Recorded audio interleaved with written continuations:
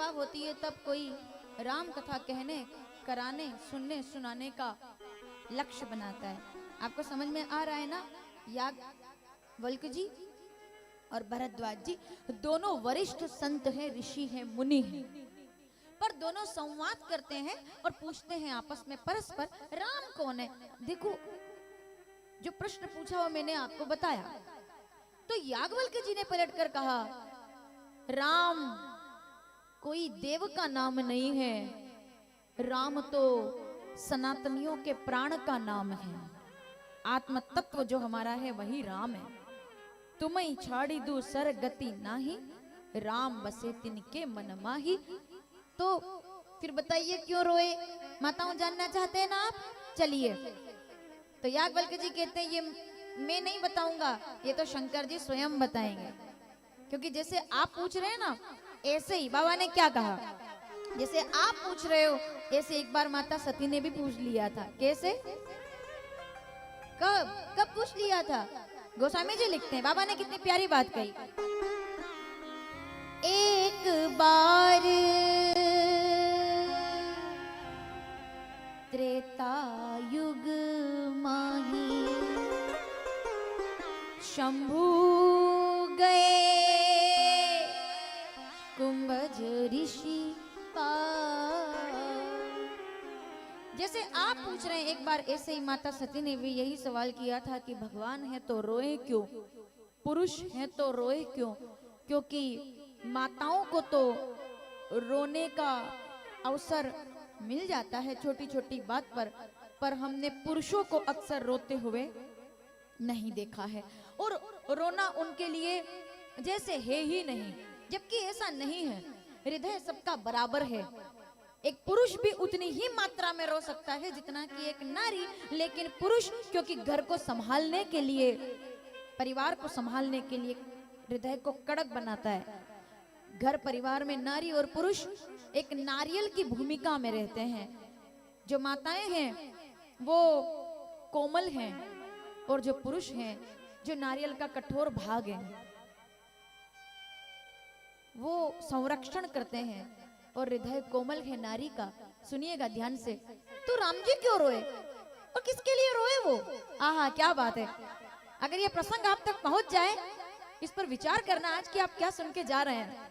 जैसे आप पूछ रहे हैं, एक बार माता सती ने पूछा, कब, कहाँ, कैसे पूछा? फिर तो हमें कथा सुनाइए। तो फिर ठीक है, मैं सुनाता हूँ। आइए हम भी सब बैठे। श्री राम जय राम। एक बार त्रेता युग में शंकर भगवान कैलाश को त्याग करके कुंभज ऋषि यानी कि अगस्त मुनि के आश्रम में पधारे। अगस्त मुनि के आश्रम में जब उनका आगमन हुआ तो अगस्त मुनि ने दौड़ लगा दी भोलेनाथ की तरफ। शिवजी पधारे कथा सुनने के लिए। और जब वो दौड़ करके गए, पीछे तक के बैठे लोग सावधान, शंकर जी अकेले नहीं थे। तो अगस्त मुनि वापस दौड़ के आए, क्योंकि वो भोलेनाथ की पूजा के फूल तो ले गए थे, लेकिन उनके साथ में किसी को देखा तो उनके लिए भी आरती की थाली लेकर आए। क्योंकि भोलेनाथ अकेले नहीं आए, साथ में किसको लाए हैं? साथ में कौन है? बाबा कहते हैं, संग सती जग जननी भवानी। चलो, अब सती माता की वंदना तो राम जी से जो उन्होंने कहा वो हम सुनेंगे आगे, लेकिन माता सती आई है, यानी कि पत्नी को साथ में लाए। हमारे यहाँ पति पत्नी का संबंध भोग के लिए नहीं है। पूरी दुनिया में पति पत्नी का संबंध भोग के लिए होता है, लेकिन भारत में और सनातन परंपरा में पति पत्नी का संबंध त्याग, जाप, यज्ञ की वेदी पर बैठने के लिए, पूजा के लिए, हवन के लिए। यजमान अकेले कभी पूजा नहीं कर सकते जब तक यजमान पत्नी वाम भाग ग्रहिता। सनातन में नारियों को विशेष सम्मान है, विशेष विशेष। यत्र नार्यस्तु पूज्यन्ते रमणते तत्र देवता। अकेले आप दुकान का काम कर सकते हैं। जितने बंधु बैठे हैं, बहुत विनम्रता के साथ कहना चाहूंगी, आप अकेले व्यापार के सौदे कर सकते हैं, बड़ी बड़ी डील कर सकते हैं, लेकिन जब आप हमारे क्षेत्र में आओगे, पूजा के क्षेत्र में आओगे, पंडित जी के पास जाओगे, मंदिर में जाओगे तो आप अकेले स्वीकार नहीं हो, आपको जोड़े से ही जाना पड़ता है, क्योंकि नारी को हमारे यहाँ देवी माना गया है। मैं आपको बता दूं, राम जी भी जब रामेश्वर भगवान की स्थापना करते हैं तो बिना सीता के रावण ने उनकी पूजा को निवेदन किया कि जब तक यजमान है, लेकिन यजमान पत्नी कहाँ है? तो लक्ष्मण जी ने घूर के देखा, रावण पूछ रहा है कि यजमान है तो यजमान पत्नी कहाँ है? अरे तुम्हारी वजह से ही तो यह सब हुआ है, और तुम ही हमको मतलब पूछ रहे हो कि यजमान सामने बैठे, यजमान पत्नी का? अरे साहब क्या प्यारा प्रसंग है, देखिए आगे सुनाऊंगी मैं आपको, लेकिन बोल दूं थोड़ा सा, चलो सुन लेते हैं। उनने कहा यजमान, राम जी माता सीता का हरण हुआ ना, तो रामेश्वर स्थापना, आप सबने रामेश्वरम ज्योतिर्लिंग का दर्शन किया होगा।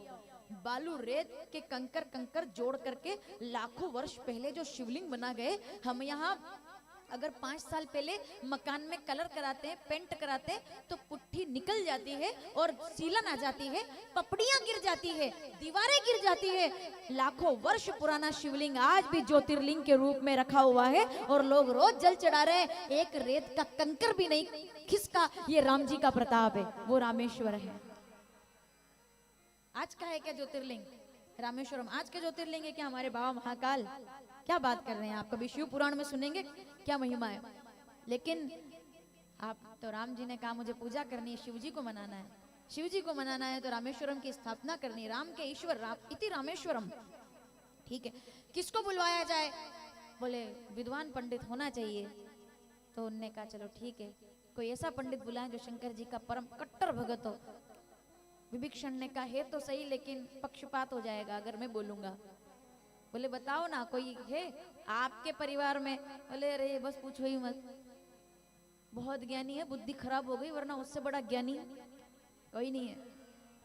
बोले किसकी बात कर रहे हो? बोले आचार्य श्री रावण महाराज। लक्ष्मण जी ने घूर के देखा, यही पंडित जी मिले, हमको इन्हीं को बुलाएंगे। विभीषण ने कहा एक बात याद रखिएगा, किसी भी पंडित को बुलाएंगे तो वो एक मुख से मंत्र बोलेंगे, लेकिन अगर रावण आएगा तो पूजा जल्दी हो जाएगी। हर यजमान चाहते हैं, चाहे बोले ना बोले, लेकिन हर यजमान चाहते हैं कि पूजा थोड़ी जल्दी संपन्न हो। तो आप भी अगर चाहते हैं समय कम है तो पूजा जल्दी करनी है, तो रावण को, और रावण को कौन बुलाने के लिए गए? जामवंत जी को भेजा गया, वरिष्ठ बुजुर्ग जामवंत जी आचार्य रावण को बुला करके लाए। मैं छोटा सा बस प्रसंग बोल रही हूँ। रावण आया तो जामवंत ने कहा कि भाई जो भी पूजा के लिए सामग्री चाहिए वो आप लिस्ट बना कर दे दीजिए, हम मंगवा लेंगे। तो रावण ने थोड़ा सा ताना मारा और थोड़ा सा ऐसे कहा, बोले अच्छा वनवासियों के पास भी लिस्ट जारी की जाएगी क्या? वनवासी प्रबंध कर लेंगे, घर के ठिकाने नहीं है, परिवार के ठिकाने नहीं है, एक पत्नी थी वो भी मैंने हर ली, कोई परिवार पुत्र परंपरा नहीं, वंश परंपरा नहीं, और तापस वेश विशेष उदासी।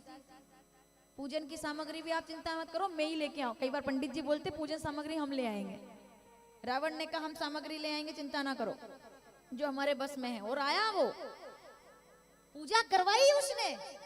सुनने वाली बात ये नहीं है कि उसने पूजा करवाई, चलो ठीक है।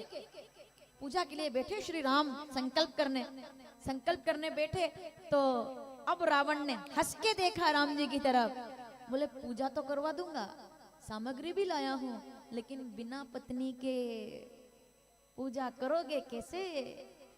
है ना? अब सुनना आप। बोले मैं मायावान हूं, सीता का मैंने हरण किया है। पीछे तक के बैठे लोग सावधान, मैं मायावान हूं, मैंने नकली हिरण दौड़ाकर और तुम्हारी सीता का हरण किया है। इधर रावण मुस्कुराया तो जिनका यजमान रावण है, जो जिनके यजमान श्री राम है, उनके आचार्य रावण है, तो यजमान कितने बड़े होंगे? तो यजमान यानी कि राम जी। इधर रावण मतलब उन्होंने छेड़ा राम जी को, बोले अपनी पत्नी सहित पूजा का संकल्प कीजिए। मतलब अब राम जी उदास हो जाएंगे कि मेरी पत्नी तो अशोक वाटिका में है। अच्छा, रावण ने इशारा किया, मायावान हूं मैं, अब आप भगवान हो ना, तो फिर पत्नी के साथ संकल्प कीजिए। तो राम जी मुस्कुरा के कहते हैं, क्या बात है। रामचरितमानस किष्किंधा कांड 10वां दोहा 4थी चौपाई। राम जी मुस्कुरा कर क्या कहते हैं?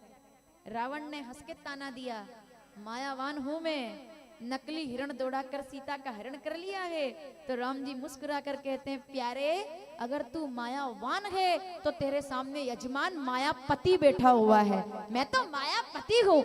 उमा दारू जो शित की नाई, बिना प्रमाण के नहीं, ये चौपाई पढ़ेंगे आप। 10वां दोहा 4थी चौपाई, रामचरितमानस किष्किंधा कांड। उमा दारू जो शित की नाई, सबई नचावत राम गोसाई। पूरी दुनिया जिस माया को नचाती है, जो माया पूरी दुनिया को नचाती है, तू तो वो मायावान है, लेकिन वो माया जिसके इशारे पर नाचती है, वो मायापति तो मैं हूँ। माना कि तेरा हिरण नकली था, सोने का था, तो ज्यादा खुश होने की जरूरत नहीं है। मैंने भी कौन सी असली सीता दे दी है, सीता भी तो माया की थी, असली वाली तो यही प्रकट होगी। रावण ने कहा, अगर ऐसी बात है और है साहस तो प्रकट करके बताओ। राम जी ने कहा, तुम अग्नि तो जलाओ, अपने आप प्रकट हो जाएगी। बोले कैसे, कैसे हो सकता है, वो अशोक वाटिका में है। तो राम जी कहते हैं, वो तो परछाई है रे, वास्तविक सीता तो तुम। पावक मह करो निवासा, जा लगी करो निशाचर नासा।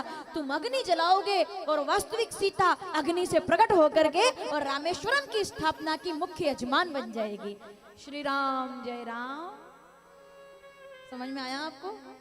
रावण ने जैसे अग्नि प्रज्वलित की और माता सीता तो कभी हरण हुई नहीं थी, वो तो पावक में थी, राम जी के साथ अग्नि से प्रकट हुई, पूजा की और फिर अग्नि में समा करके और प्रतीक्षा करने लगी कि श्री राम आएंगे और लंका दहन करेंगे और रावण का संहार होगा। ठीक है माताओं, मायावी होना बड़ी बात नहीं है, मायापति होना। इसीलिए माया से उनको डरना चाहिए जो माया के आगे नाचते हैं, लेकिन उनको नहीं डरना चाहिए जो मायापति के साथ रहते हैं। नहीं नहीं, मैं बिना प्रमाण के नहीं बोलूंगी। कभी जादूगर का शो देखा है? पहले जादूगर आते थे, नहीं आते थे? आजकल क्या है, इंटरनेट ने बहुत अच्छी अच्छी चीजें छीन ली है हमसे, लेकिन पहले जादू का शो होता था, उसमें एक आते थे जादूगर और जादूगर के साथ एक होता था जंबूरा। जंबूरा जानते हो क्या होता है? अरे मालवा के लोग हो, आप तो जानते ही होंगे। जंबूरा उज्जैन कार्तिक मेले में कितनी बार जादूगर आए। जंबूरा क्या होता है?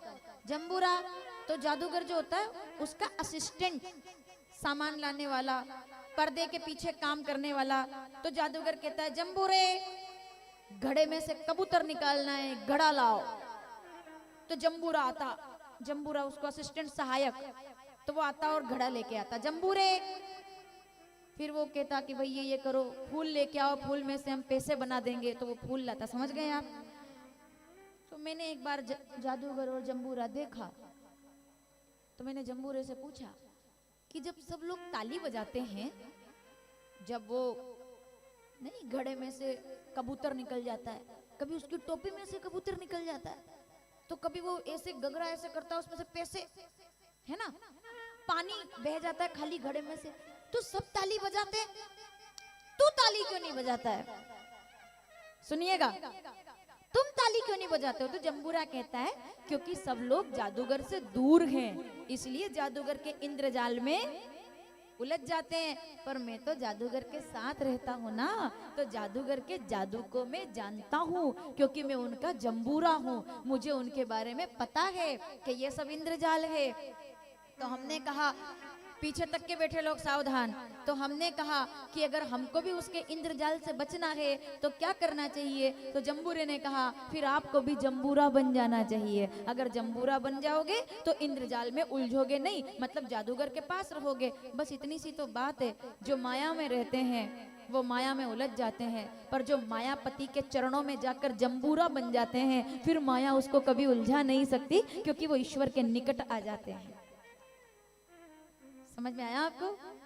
हाँ, तो जिसके हृदय में भगवान है, जिसके हृदय में जो भगवान के निकट है, वो कभी माया में उलझेगा नहीं, क्योंकि मायापति की माया को वो जानता है। तो रावण मुस्कुराया, बोले मैं मायावान हूँ, मैंने सीता का हरण किया है। हिरण नकली था। पीछे तक बैठी माताएं बोले हिरण नकली था। राम जी कहते हैं अगर हिरण नकली था तो सीता भी कहाँ असली थी, वो भी तो नकली थी। असली सीता को तो अगर हाथ भी लगाता तो वही भस्म हो जाता। शक्ति है वो, जगदम्बा माता सीता जगदम्बा है, लक्ष्मी है, वो तत्व स्वरूपिणी है। माता जानकी के बारे में तो मैं आपसे आगे बात करूंगी, क्या उनका गुण है, लेकिन फिलहाल तो तब रामेश्वर भगवान की स्थापना हुई। तो मैं ये कहना चाह रही थी कि हमारे यहाँ पत्नी, यही तो सनातन की सुंदरता है। हमारे यहाँ पत्नी केवल घर संभालने के लिए नहीं होती, केवल वंश बढ़ाने के लिए नहीं होती, केवल बच्चों को जन्म देने के लिए नहीं होती। हमारे यहाँ पत्नी पति के साथ कंधा मिला करके आध्यात्मिक कार्य करने के लिए होती है, परिवार को सजाने के लिए होती है, घर को मजबूती प्रदान करने के लिए होती है। तो माता सती साथ में आई है। मैं जितना बोलूं उतना कम है। प्रसंग तो कितनी भी बात करें आप, ये घड़ी दौड़ती जाएगी और प्रसंग बढ़ते जाएंगे, लेकिन फिर भी फिर आते हैं। माता सती को देखा तो अगस्त मुनि फिर दौड़े और फिर पूजा की सामग्री लाए, जगदम्बा को प्रणाम किया। अब वो दौड़ भाग कर रहे थे तो माता सती को मन में थोड़ी शंका हो गई कि वक्ता खुद दौड़ दौड़ के हमारी पूजा में आ रहे हैं। अरे यजमान को वक्ता को प्रणाम करना चाहिए, पर ये तो वक्ता यजमान के हाथ जोड़ रहे हैं, मतलब वक्ता के पास ज्ञान की कमी है, इनको ज्यादा कथा नहीं आती, इसलिए ये पहले ही सरेंडर कर रहे हैं। समझ गए आप? एक भाव वैसा बन गया, बोले ये क्या कथा सुनाएंगे, ये तो पहले ही चरणों में गिर गए। अब उनको नहीं पता कि उनका यजमान अगर भोलेनाथ जैसा हो तो वक्ता को तो आना ही पड़ेगा ना चरणों में। यजमान भी तो देखो कौन है। तो दौड़ करके आए, शंकर जी को सामने आगे लाए, चौकी पर बिठाया, बिठा करके कहा मैं आपको राम कथा सुनाना चाहता हूँ। शंकर जी ने कथा सुनी, फिर अगस्त मुनि ने सुनाई, अगस्त मुनि ने सुनी तो शंकर जी ने सुनाई। ऐसे कथा कहते सुनते कई माह बीत गए, पर माता सती का मन ज्यादा नहीं लगा। अब आप देखिएगा, जब कथा में मन नहीं लगता है तो क्या परिणाम आता है सामने। इस कथा को प्रैक्टिकली सुनिएगा कि वास्तव में क्या हुआ। कई वर्षों तक कथा कही गई, सुनाई गई। कभी शंकर जी बोल रहे हैं तो महात्मा जी सुन रहे हैं, महात्मा जी बोल रहे हैं, भोलेनाथ सुन रहे हैं, ठीक है। लेकिन कछुक दिवस बीते यही भांति, फिर शंकर जी ने कहा बस राम, अब वो तो मस्त मोला है, एकदम फक्कड़ बाबा, एकदम उड़ गए, चलते हैं। माता सती ने कहा हाँ मैं भी यही चाह रही थी कि अब चलते हैं, चलो। अब चले तो सही, लेकिन त्रेता युग का समय था, राम जी का अवतार हुआ है, ये भोलेनाथ जानते थे। तो शंकर जी जा रहे हैं आगे आगे, चलो कैलाश पे जाना है, घर जाना है, लेकिन मन में एक भाव था, क्या, जिनकी कथा में सुन के आया हूं तो कान तो मेरे धन्य हो गए। अगर मेरे संकल्प में थोड़ी सी सिद्धि हो तो जिनको सुना है इन आंखों से अगर उनके दर्शन भी हो जाए तो नयना भी राम से मुझे विश्राम मिल जाए। समझ रहे हैं आप? जिनको मैंने सुना वो नजर और आ जाए तो क्या बात है, कथा सुनना सफल हो जाएगा। अब आप बताइए मुझे, सोमवार के दिन कोई व्यक्ति शंकर जी को जल चढ़ा दे तो उसकी इच्छाएं पूरी हो जाती है, तो क्या शंकर जी खुद की इच्छा पूरी नहीं हो सकती? इनने इधर सोचा और उधर सीता जी का हरण हो गया, उधर राम जी रोते हुए आए, इधर से शंकर जी मुस्कुराते हुए गए। बड़ा प्यारा प्रसंग है, देखो आप, कोई कहानी नहीं है, वास्तविक कथा है ये, पौराणिक। तो वे तो व्यास जी शिव पुराण में लिखते हैं और गोस्वामी जी रामचरितमानस बालकांड दोहा नंबर 50 वहां से लेकर के सारी चुपाई पड़े। अब आप वहां वो लिखते हैं कि शंकर जी उधर से आए कि राम जी का दर्शन और होता तो नैना भी राम को आराम मिल जाता, और तभी राम जी आ गए। और शंभु समय बाबा ने क्या कहा, आहा, दोनों हाथ जोड़ लीजिए। क्यों? क्योंकि शंभु समय ते ही राम ही देखा और उपजा आनंद, विशेष आनंद।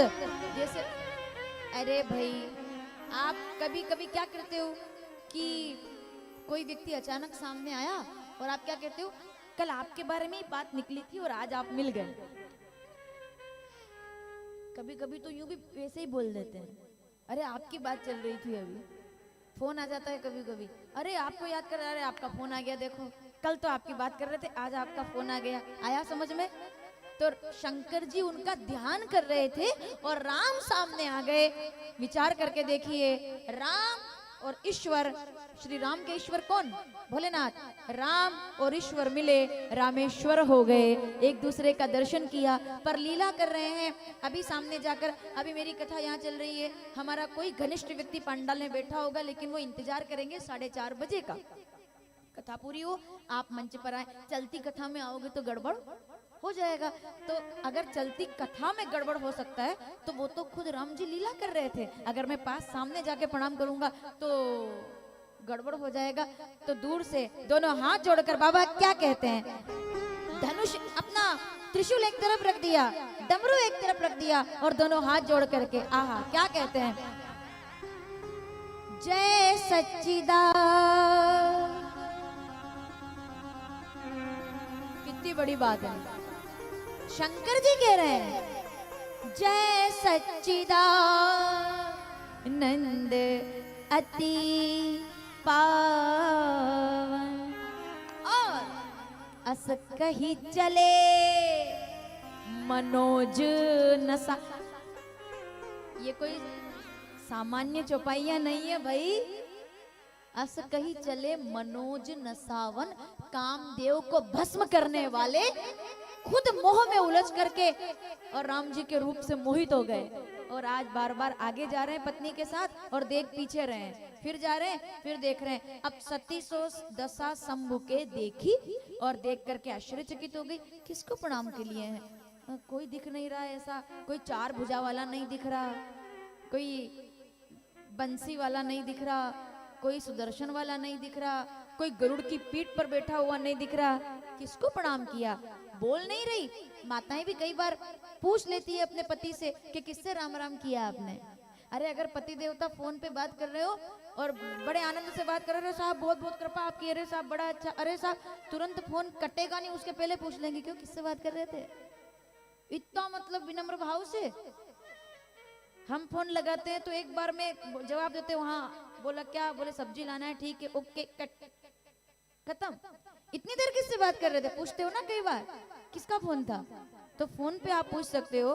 तो माता सती तो दशा देख रही है, शंकर जी जा रहे हैं पत्नी के साथ और पलट पलट के देख रहे हैं, और क्या क्या आप समझे नहीं, देखना बात बड़ी नहीं है, आंखों में आंसू है भोलेनाथ के, सजल नेत्रों से पुनि पुनि पुलकित कृपा निकेता, बार बार प्रणाम करते हैं, फिर चलते हैं, फिर मतलब मन कर रहा है कि जाकर पैर पकड़ लूं, लेकिन मजबूरी है, विवशता है, क्योंकि लीला चल रही है। तो बार बार आहा क्या बात है, तुलसी दर्शन लोभ मन डरु लोचन लालची। शंकर जी उस एक समय में लोभी भी बन गए, लालची भी बन गए और जिज्ञासु बन गए। अब आप कहोगे ये मैं क्या बोल रही हूँ, रामचरितमानस बालकांड 51 दोहे के बाद चौपाइयां आप देखें, उन्होंने देखा ना, तो तुलसी दर्शन लोभ मन डरु लोचन लालची, शंकर उर अति क्षोभ।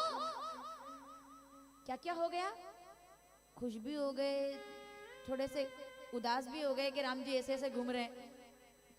फिर क्या हुआ कि शंकर उर अति क्षोभ। अगली पंक्ति, सती न जाने मरम सोई।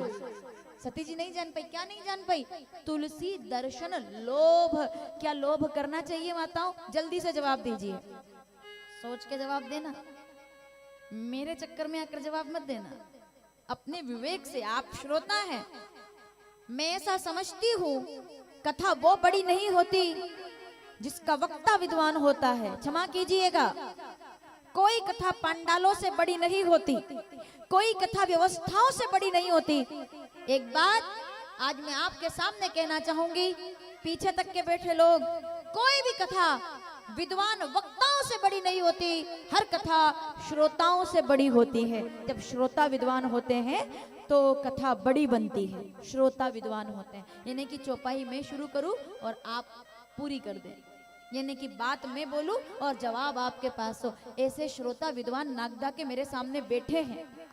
मैं क्या कथा सुनाऊंगी आपको, 5-5 बार अखंड रामायण पढ़ देने वाले लोग यहाँ बैठे होंगे, एक एक चौपाई बोलते नहीं होंगे, लेकिन मैं बोलती होंगी और पूरे कर देते होंगे ऐसे लोग सामने बैठे हुए, ये मैं जानती हूँ। तो ये कथा मेरे लिए बड़ी है। क्यों? क्योंकि जब विद्वान श्रोता सामने होंगे तो वक्ता को अपने आप आनंद आता है। इसलिए मैंने हमेशा कहा है, इस देश को विद्वान वक्ताओं से ज्यादा इस धर्म को विद्वान श्रोताओं की आवश्यकता है, ताकि वक्ता कुछ भी बोलने से पहले सोचे कि मैं क्या बोलने जा रहा हूँ। अप्रमाणित बात नहीं होगी, व्यर्थ की बात नहीं होगी, क्योंकि मेरा श्रोता विद्वान है। तब समाज में एक अच्छी कथा का निर्माण होता है। तो क्या लोग, वापस आती हूँ मुकाम पर, क्या लोग करना चाहिए? नहीं करना चाहिए? करना चाहिए। अरे भाई, अब दो पक्ष हो गए। अब दिक्कत ये है ना कि आप तो बोल देते कि नहीं करना चाहिए, पर दिक्कत है कि भोलेनाथ सामने है, तो अब तो मामला, फाइल उलझ गई भैया।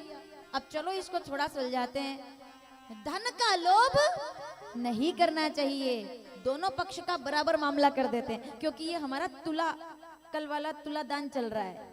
पलड़ा कोई भी भारी या कमजोर नहीं, बराबर करते। पीछे तक के बैठे लोग सावधान।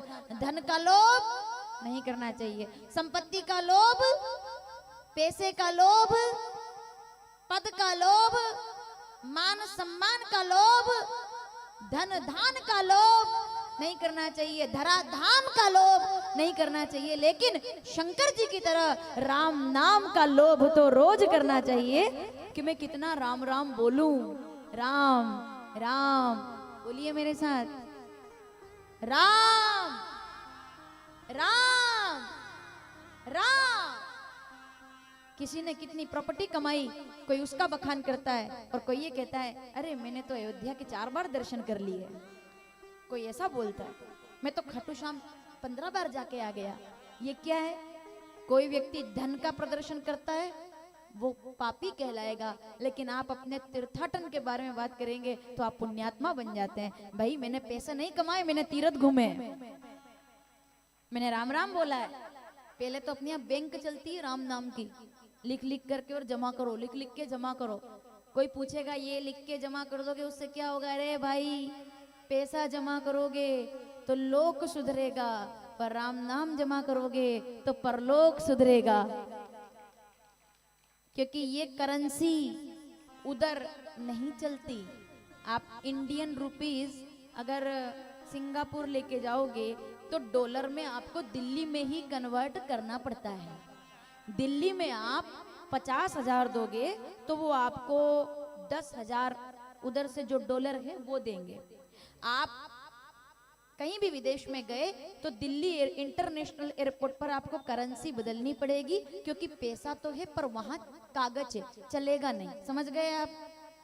इतना पैसा देना होगा, वहां का पैसा मिलेगा, तब आप सरवाइव कर पाएंगे। बहुत सीधी सी बात है। जब यहाँ का पैसा 1000 किलोमीटर भी आप जाओ या 10,000 किलोमीटर जाओ तो सिंगापुर में नहीं चलता, तो यहाँ का पैसा वहां कैसे चलेगा? ये सब तो छोड़ना पड़ेगा भाई। जब छोड़ना पड़ेगा तो फिर क्या करेंगे? करेंसी बदलिए, करेंसी बदलिए। वहां कौन सी करेंसी चलेगी? ना ना, मेरी बात ना माने आप। रामचरितमानस बालकांड 21वां दोहा, कौन सी करेंसी चलेगी? वहां पैसा रुपया नहीं चलेगा, मणि से काम चलेगा, मणि से। अब आप कहोगे मणि कहाँ से लाए? अरे कहाँ से लाना है, मैं शुरू करती हूँ, आप पूरा कर दो। मणि कौन सी? राम नाम मणि, दीप धरु जीह देहरी द्वार, तुलसी भीतर बाहरे, जो चाहो। ये रुपया चलता है, ऊपर मणि चलती है। नहीं नहीं, बिना प्रमाण के नहीं। अभी देखोगे आप, प्रणाम किया शंकर जी ने, राम। अब सत्य जी थोड़ी देर तक तो गई आगे, लेकिन फिर आगे जाकर पूछ लिया शंकर जी ने, क्या हुआ? तुम्हारी तबीयत ठीक नहीं लग रही, ठीक तो हो? चेहरा बुझा हुआ है, क्या हो गया?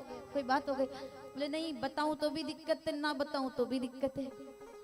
कहे बिना भी रहा नहीं जाता और कहा भी नहीं जाता। बोले क्या बात है?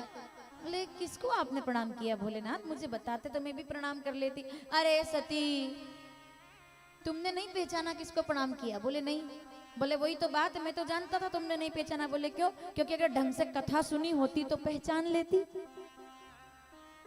कथा तुमने ढंग से सुनी नहीं तो तुम पहचानोगी कैसे?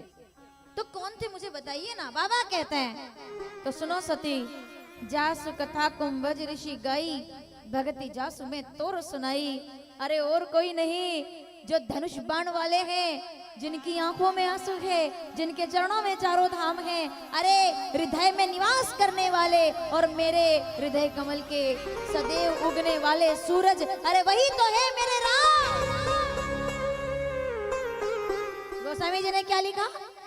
कौन है ये, कैसे परिचय कराया? आहा, बाबा कहते हैं सोई मम इष्ट देव रघुवीरा, सेवत सदा जाहि मुनि धीरा। सुनो सती, अरे यही तो है मेरे राम। कौन से राम? मुनि धीर योगी सिद्ध संतत विमल मन जहि ध्यावहि, कहि नेति निगम पुराण आगम, जासु कीरति गावहि। सोई राम व्यापक ब्रह्म भुवन निकाय पतिमाया धनी, अवतरे हूँ अपने भगत हित, निज तंत्र नित रघुकुल मणि। यही तो है राम नाम की मणि, यही तो है राम, यही तो है राम, यही मेरे इष्ट है, यही राम है। ये ब्रह्म है। बोले हाँ यही ब्रह्म है, ये भगवान है। अब पीछे तक के बैठे लोग सावधान।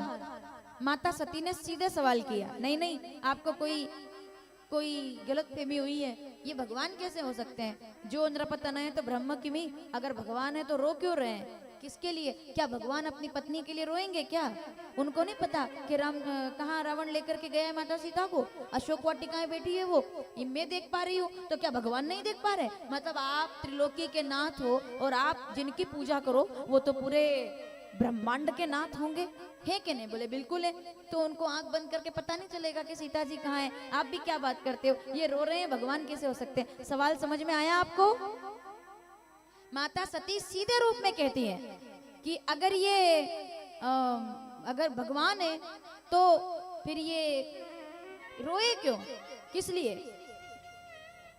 मेरा निवेदन है कि अभी हो सके तो उधर बिठा दीजिए आप, फिर हम लोग दर्शन करेंगे। जब कोई बात नहीं, बहुत शांति से बोलिए श्री रामचंद्र भगवान के। आप फिर से ध्यान दीजिएगा। तो अगर ये भगवान है तो फिर ये रोए क्यों? माताओं सावधान, प्रसंग छूटना नहीं चाहिए एक शब्द भी आपसे, ठीक है? यही कारण है हमारे यहाँ बैठने का, केवल और केवल पूरा ध्यान आपका केवल और केवल मेरी तरफ रहे। तो ये भगवान है तो रोए क्यों? जब तक सवाल समझ नहीं आएगा तब तक जवाब समझ नहीं आएगा। भोलेनाथ कहते हैं सती ठीक सवाल है तुम्हारा कि अगर भगवान है तो रोए क्यों? पत्नी के लिए रो रहे हैं? बोले नहीं। तो फिर पीछे तक बैठे विद्वान लोग सावधान, क्या कहते हैं भोलेनाथ? सती वो भगवान है इसलिए रो रहे हैं। अरे तो वही तो पूछ रही हूँ, क्यों रो रहे हैं? रोने की क्या जरूरत थी? आंख बंद करके पता कर लेते, वो तो चमत्कार कर सकते हैं। शंकर जी कहते हैं वो भगवान है इसलिए चमत्कार नहीं कर रहे। अरे वो जो करते हैं वो चमत्कार हो जाया करता है, उनका रोना भी चमत्कार है। क्यों रो रहे हैं? पत्नी के लिए नहीं, उनकी आंखों में आंसू पत्नी सीता के लिए नहीं है। अरे वो तो अपनी भक्त सीता के लिए रो रहे हैं, जो अशोक वाटिका में निरंतर बैठकर क्या कर रही है? आंसू बहा रही है, और हर आंसू के साथ राम राम राम राम। और हमारे भगवान किसी का कर्जा नहीं रखते हैं। अब सुनिएगा, भगवान किसी का कर्जा, इस दुनिया में ऐसा कोई नहीं है जिसका कर्जा राम जी पर हो सकता है क्या? कोई भी? विभीषण ने सहयोग किया, राजा बना दिया। सुग्रीव ने मित्रता की, राजा बना दिया। अंगद ने साथ दिया, युवराज बना दिया। राम जी किसी का कर्जा नहीं रखते, इसलिए जो राम राम कह के रोता है तो राम जी भी उसके नाम का सुमिरन करके रो रहे हैं, वो तो कर्जा उतार रहे हैं। नहीं, चलो अभी अगर समझ में ना आया हो फिर बोलती हूँ। जो मेरे लिए रोता है, श्रीमद् भगवद गीता 4 अध्याय 11वां श्लोक, ये यथा माम प्रदीयन्ते तास्थेव भजाम में हम। रामचरितमानस अरण्यकांड 15वां दोहा पहली चौपाई नीचे वाली लाइन, जाते बेगी द्रवऊ में भाई सोमम भगति भगत, जो मेरे लिए रोता है मैं उसके लिए रोता हूँ, जो मेरे लिए चलता है मैं उसके लिए चलता हूँ। समझ में आ रहा है आपको? अगर अब भी ना आया हो तो मैं एक शब्द बोलूंगी और आप समझ जाएंगे। अरे जो मेरे पैर धोता है मैं उसके पैर जब तक ना धो दूं तब तक उसको गति भी नहीं देता। ऐसा कैसे हो सकता है? किसी ने राम जी के चरण धोए, किसने चरण धोए? आपको कल ही मैंने बात की है। केवट ने राम जी के चरण धोए तो राम जी ने कह दिया, केवट अब तुम बैठ जाओ, मैं तुम्हारे पैर धोऊंगा क्योंकि मैं किसी का कर्जा नहीं रखता हूँ। केवट ने कहा नरक में थोड़ी जाना है मुझे, जब आपसे चरण धुलवाऊं ना ना ये नहीं होगा। राम जी कहते मैंने कहा अब तो होगा। मैं नाम भूल गई हूं, इस पंडाल का प्रत्येक व्यक्ति वो नाम मुझे बताएगा कि राम जी कर्जा कैसे उतारेंगे। केवट ने कहा मैंने आपके चरण धोए क्योंकि आप भगवान हैं। तो राम जी कहते वही तो बात है, मैं कर्जा नहीं रखता, मैं तुम्हारे चरण धोकर रहूंगा। केवट ने कहा मैं ऐसा होने नहीं दूंगा। तो राम जी कहते तुम भूल गए कि तुझ में मुझ में बस भेद नहीं, तुम नर हो मैंने जो कहा है वो होगा। अगर तुम मेरे कांटे निकालकर मेरे पैर धो सकते हो तो एक दिन वो आएगा। आज मैं तुम्हारे दरवाजे पे चल के आया हूँ, तुमने मेरे कांटे निकाले हैं, मैं ऋण उतारूंगा बेटा, और उस दिन तू मेरे दरवाजे पे चल के आएगा और मैं तेरे पैरों के कांटे निकालूंगा। मैं नाम भूल गई, जब पूछूं तब याद दिलाना। पीछे तक के बैठे लोग सावधान, तू मेरे दरवाजे पर आएगा और मैं नाम भूल गई, हर व्यक्ति नाम बताएगा। धोती कटी सी फटी दुपट्टी प्रभु पूछन, अरे रुको तो सही, मुझे पहले याद आ जाएगा। धोती कटी सी फटी दुपट्टी प्रभु पूछन, आए बसे के ही ग्रामा पूछत दीन दयाल को धाम। बता, इतना तो मुझे याद है, नाम मैं भूल गई हूँ। पूछत दीन दयाल को धाम, बतावत आपनो नाम, बतावत आपनो नाम। प्रबल प्रेम के पाले पड़कर प्रभु को नियम बदलते देखा, अपना मान टले टल जाए भगत का मानना। अरे जिनकी केवल कृपा दृष्टि से सकल विश्व को पलते देखा, उनको गोकुल में माखन पर 100 बार मचलते देखा, अपना मान टले टल जाए भगत का मानना। आपको समझ में आया मैंने क्या कहा? वो किसी का कर्जा, अब ये भी संयोग की बात है, हो ये वही जो राम रचि रखा। अब देखो हम आपको पता था क्या कि कौन आने वाला है अभी? मुझको पता था क्या कौन आने वाला है अभी? शंकर जी को सब पता था कि इस समय किसी का आना था। अब जितने लोग इस पंडाल में बैठे हैं, थोड़ा सा मेरी तरफ देखिएगा। राम जी दुनिया में ऐसा, ब्रह्मांड में ऐसा कोई नहीं है जिसका कर्जा ना उतार सके, सबका कर्जा उतार सकते हैं। लेकिन ब्रह्मांड में एक शक्ति ऐसी है जिनका कर्जा राम भी नहीं उतार सकते, रामचरितमानस। अब आप देखिए, मैं एक शब्द बोलूंगी और आप समझ जाएंगे कि कोई यूं ही चलकर नहीं आता, सब पहले से तय होता है। अब आप देखिएगा, लोग जब कथा करते हैं तो झांकी बनाने के लिए पहले से सोचते हैं, लेकिन अपने यहाँ हम जब शंकर जी कथा कहते हैं तो झांकियां अपने आप बन जाती है। प्रमाण देखिए, इस दुनिया में सबका कर्जा राम जी उतार सकते हैं, पर कोई एक है जिसका मैं नाम नहीं बताऊंगी, नाम आप बताएंगे। वो कौन है जिनका कर्जा राम जी आंखों में, अरे एक शब्द बोलूंगी और आपको नाम याद आ जाएगा। रामचरितमानस सुंदरकांड 31वां दोहा 5 चौपाइयां। मैं सबका कर्जा उतार सकता हूँ, लेकिन आज तुम्हें देखकर कहता हूँ कि तात तोर उरिन में नहीं, करी देखा विचार मन माही। तुमसे बड़ा भगत, तेरे जैसा राम भक्त कोई हुआ ना होगा। शायद समिति परिवार के लोगों को पता नहीं होगा कि कब आना है, हमको पता नहीं होगा कि उनको कब आना है, आपको पता नहीं होगा कि उनको कब आना है, लेकिन जब राम चाहेंगे हनुमान को तो आना ही पड़ता है। तब हनुमान आते। बोलिए बजरंग बली महाराज की। भैया अब थोड़ा सा सामने और बिल्कुल शांति के साथ, हनुमान के स्वरूप में है आप। जोरदार तालियों से स्वागत कीजिए। अगर हनुमान, ये हमने नहीं तैयारी की है, मैं पहले बता दूं, हमें पता भी नहीं था कि इस रूप में आने वाले हैं, कब आने वाले हैं। लेकिन जब हम झांकी बनाते हैं तो बात और होती है, जब भगवान झांकी बनाते हैं तो बात पवन तनय संकट हरण मंगल मूर्ति रूप। क्या बात है, राम लखन सीता सहित। श्री राम जय राम, जय हनुमंत संत हितकारी। सुन लीजिए प्रभु अरज हमारी, जन के काज विलंब न कीजे आतुर दोरी। जैसे कूदे, क्या बात है। श्री राम जय राम। आपको मेरी बात समझ में आई? राम जी आंखों में आंसू लेके कहते हैं कि दुनिया में सबका कर्जा उतार सकता हूं, लेकिन हनुमान तुम्हारा कर्जा नहीं उतार सकता, मांगो क्या मांगते हो।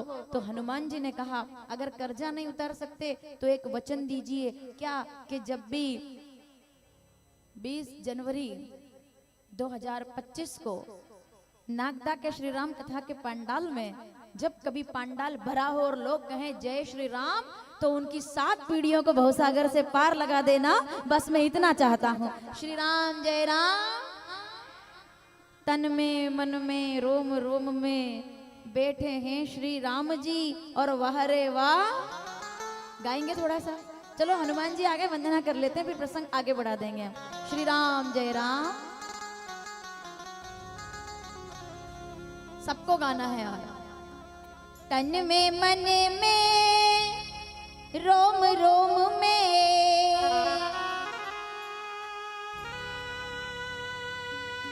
प्रणवो पवन कुमार खलबंदायक ज्ञान घन जासु हृदय आगार बसे राम। श्री राम।